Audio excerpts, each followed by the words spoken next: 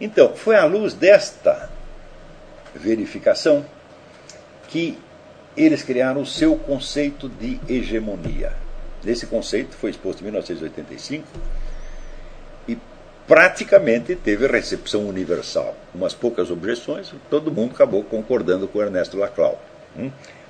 Concordando e pondo em prática.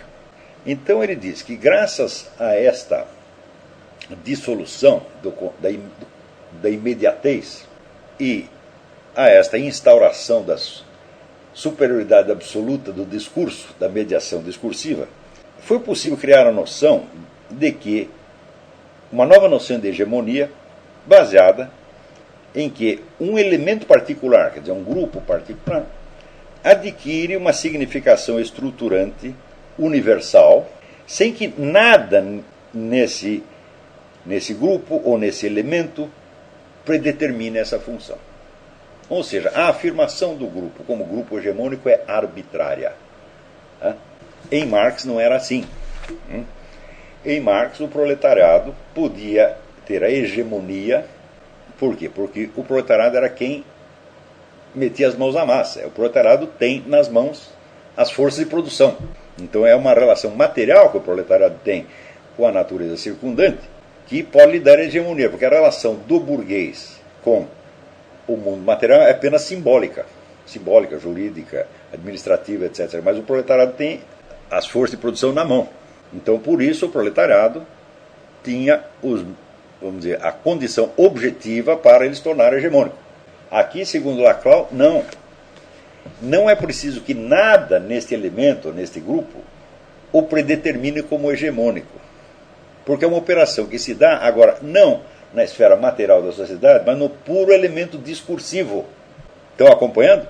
Então, isso torna possível pensar em transições hegemônicas que são inteiramente dependentes das articulações políticas e não de entidades constituídas fora do campo político. Você veja, em Marx, o partido era uma articulação política construída com base numa articulação extrapolítica, numa articulação socioeconômica. Ou seja, a posição real do proletariado no processo de produção. Agora eles não precisam mais nada disso, porque se o campo social todo é compreendido como um campo discursivo, apenas discursivo, se a mediação discursiva encobre ou elimina completamente o referente, só há um problema: dominar o discurso. Então, um grupo pode se oferecer, se apresentar como hegemônico, ou seja, como representante da universalidade, sem que nada objetivamente o determine como tal. Então, o grupo se torna hegemônico simplesmente porque ele decreta sua própria hegemonia. E mais ainda, ou seja, esse grupo não precisa ter nenhuma característica que dependa de elementos fora da política. Por exemplo, o interesse de classe.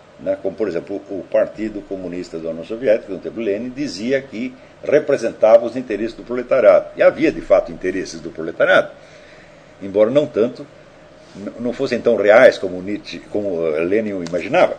Agora, aqui a frase decisiva. De fato, as articulações político-hegemônicas criam retroativamente os elementos que eles afirmam representar.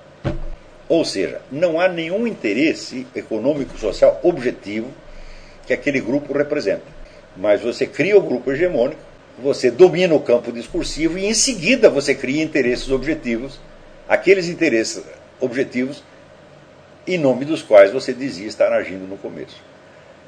Meus filhos, o que é o Fome Zero? Notem que quando se formou uma entidade chamada PT, o PT era um partido de estudantes e da classe alta. Até bem pouco tempo atrás, eles até se gabavam de que as pessoas mais cultas votavam neles. E a massa ignara votava nos outros partidos, porque era um bando de manipulado. Então eles não eram um partido da classe pobre de jeito nenhum. Era um partido da classe alta. Então, ao mesmo tempo, proclamavam ser os defensores dos pobres. Então, logo assumem o poder, eles criam, através de verbas estatais, um campo social imenso de gente que agora tem um interesse objetivo na preservação deles no poder. Esse interesse não havia antes. Não existiu antes. Ou seja, as pessoas se tornam eleitoras crônicas do PT não porque pertencesse a uma classe cujos interesses o PT objetivamente representasse antes, mas porque agora se criou uma rede de interesses que os induz a sustentar no poder aquele grupo que os articulou como interesse social a partir da articulação política. Isso está em prática no mundo inteiro, gente. Então, não é que a política represente interesses sociais pré-existentes, ao contrário. O grupo político representa o seu próprio interesse de chegar no poder, de ter o poder.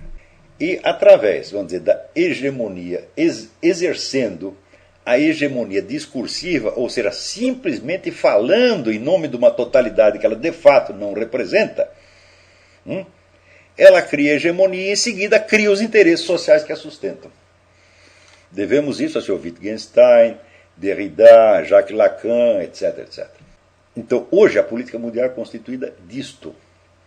Então, vamos dizer, existe alguma nação no mundo que tem interesse em se dissolver e ser administrada de fora por pessoas que não a conhecem, que falam outra língua, e cujos interesses objetivos vão contra nenhuma nação do mundo? Tem.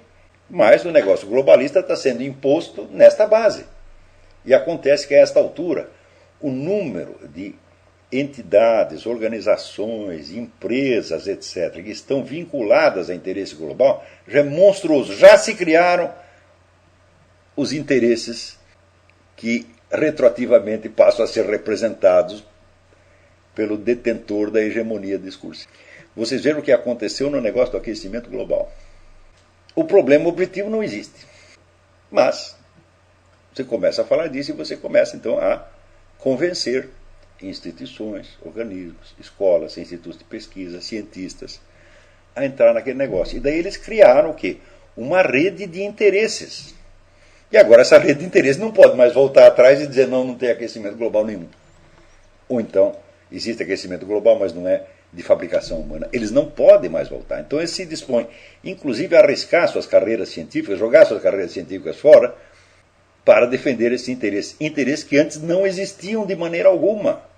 Ora, é evidente que quando a gente começa a viver numa atmosfera dessa, nós estamos numa atmosfera de hospício, evidentemente. Em que tudo virou profecia autorrealizável. Não existe mais interesses sociais objetivos que possam ser representados na política. A política se torna uma fabricação retroativa de interesses inexistentes. E tão logo se tornam, vamos dizer, existentes, eles consolidam esta hegemonia. Então, esta foi a teoria inventada por esses dois em 1985. Simultaneamente, estava lá aquela dupla, Cloward e Piven, inventando a estratégia, que veio a tomar o nome dele, estratégia Cloward-Piven, da qual eu escrevi num artigo alguns meses atrás, no Diário do Comércio. A estratégia deles era criar uma crise, criar uma situação revolucionária. Esse era o objetivo. Como fazemos isto?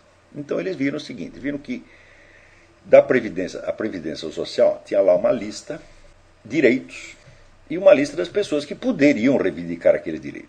E os caras descobriram que das pessoas que teoricamente poderiam reivindicar aqueles direitos, apenas 2 ou 3% estavam ali na lista da Previdência. Por que os outros não estavam? Porque não precisavam, evidentemente. Você tem, teoricamente, certos direitos, mas você não precisa.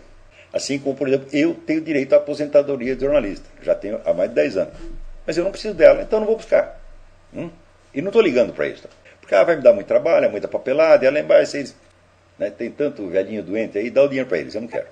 Mas ainda nos Estados Unidos, onde as pessoas têm toda essa tradição, vamos dizer, de autonomia individual, de se fazer por si mesmo, etc, etc. Então a maioria não ia.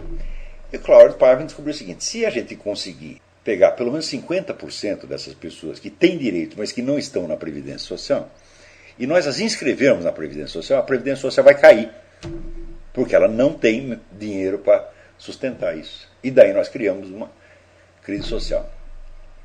Eles inventaram isso e fizeram. Só que agora é o seguinte, essas pessoas já estão inscritas, e agora elas querem mesmo esses benefícios. Benefícios que vão muito além da mera sobrevivência e assistência médica. Assim, olha, está lá um sujeito pé rapado, sem emprego, sem nada, ele tem direito a comprar uma casa de $240 mil, financiada pela Previdência. Ele tem direito a trocar de carro todo ano. Ele tem direito a mais isso, mais aquilo, mais aquilo, mais aquilo. As pessoas não queriam esses direitos, mas agora elas querem. Então você criou retroativamente, né, uma rede de interesses que você no começo afirmava representar. Você não representava ninguém. Era apenas um grupo de agitadores.